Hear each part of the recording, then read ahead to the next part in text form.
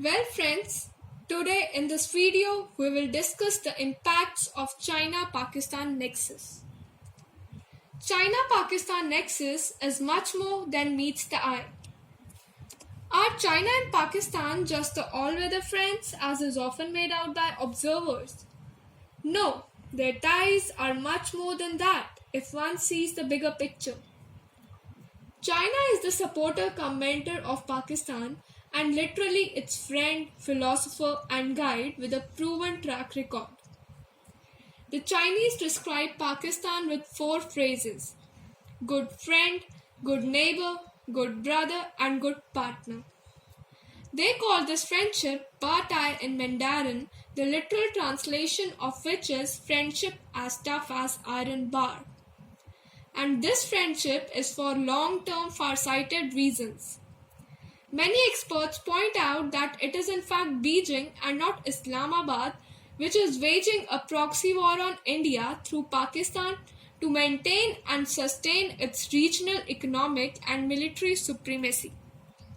Pakistan is the linchpin in China's South Asia and Indian Ocean strategy. China has already become de facto a third party on the Kashmir issue. But by assuming this role, it is not doing any great favor to Pakistan. For China, Pakistan is a low-cost deterrence against India, which has the potential to match it sooner or later.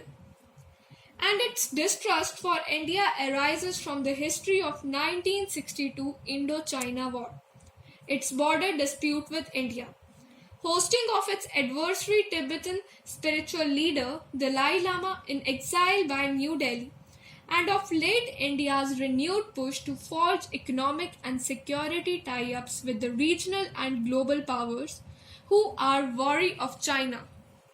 China has been surreptitiously and steadily surrounding India by making trade, diplomatic and military inroads into India's neighboring countries.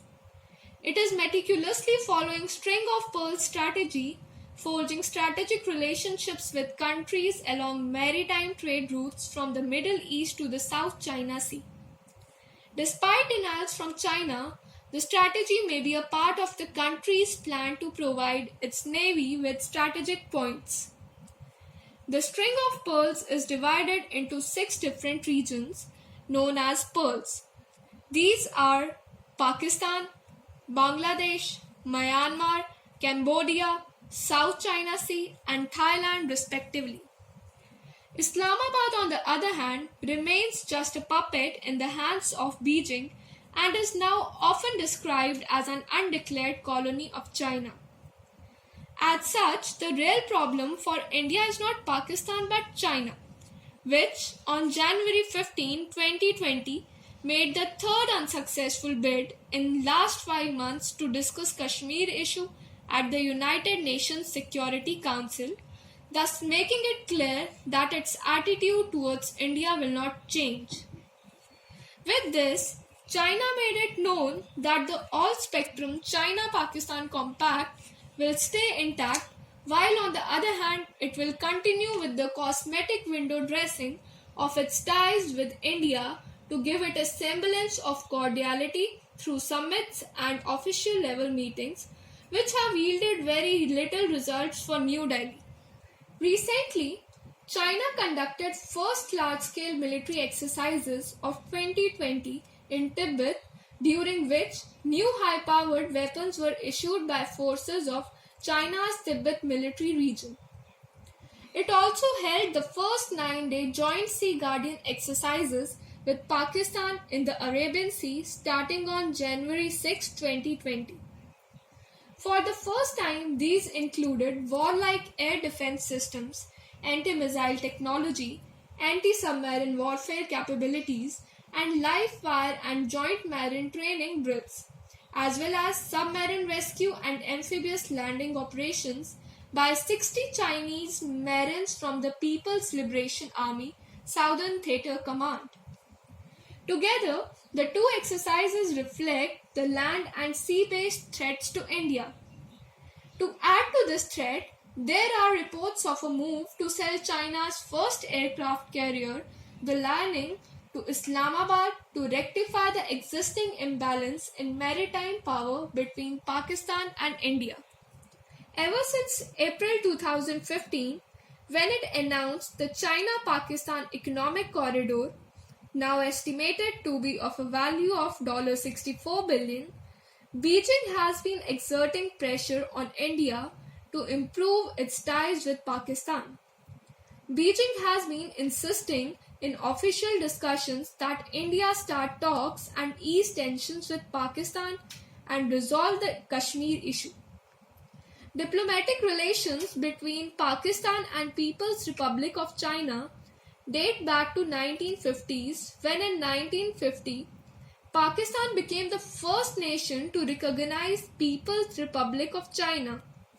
In 1963, under a boundary agreement, Pakistan ceded 5,100 square kilometer Saksham valleys to China. Since then, their bilateral relations were marked by a number of key agreements. The China-Pakistan Nexus is changing the geopolitical scenario of South Asia, and if we see in larger context, it is changing the geopolitical scenario of whole world. And this nexus is particularly having serious ramifications for India. It is worth noting that the early diplomatic relationship between China and Pakistan was not strategic and instead was only a part of People's Republic of China's attempt to gain international recognition. However, the situation changed in 1962 when the Sino-Indian War broke out, leading to closer diplomatic ties between both countries. During the Sino-Soviet split in Cold War, both China and Pakistan played an important role in balancing influence of the Soviets and its ally India in the East. Although later the Soviet Union broke away, the cooperation between China and Pakistan to deter India had continued unabated, driven by a former's ambition to become a global superpower. As a nation bordering the Middle East and Indian Ocean, Pakistan plays an important role in China's forthcoming strategies, both economically and militarily. The China-Pakistan Economic Corridor, the Belt and Road Initiative, and Gwadar Port are just a part of the bigger picture. Further implications of the China-Pakistan Economic Corridor may include improved intelligence sharing between the two countries and possible access of Gwadar Port by the Chinese Navy. Gwadar has emerged as the strategic pivot in the Arabian Sea, where the continental and maritime prongs of BRI converge. The Gwadar port in Pakistan greatly reduces the length of distance required to travel. This reduction in distance, along with high-speed rails reaching up to 160 km per hour, both in Pakistan and China, will substantially speed up transport time. The alternate trade route provided by the Gwadar port will also allow the Chinese to trade without having to pass through the Malacca Strait. China has been long trying to reach Central Asia and ultimately Europe through land, as it allows it to bypass maritime trafficking shipping lanes in Indian Ocean region, where Indian Navy is rapidly modernizing and increasing its influence. The Gwadar port enables China to bypass India besides facilitating faster movement of goods coming through Suez Canal and Middle Eastern countries. It is in the backdrop of this complex broader picture that India has been strengthening its bilateral strategic and security ties with the US, the West, Middle East and Far East. Its Act East policy is part of the plan. However, the good news is that the world in general regards India as one country that can most effectively counter Chinese calculations. Some of the main terms are explained below in the description box. You can refer to the description box. Thank you so much.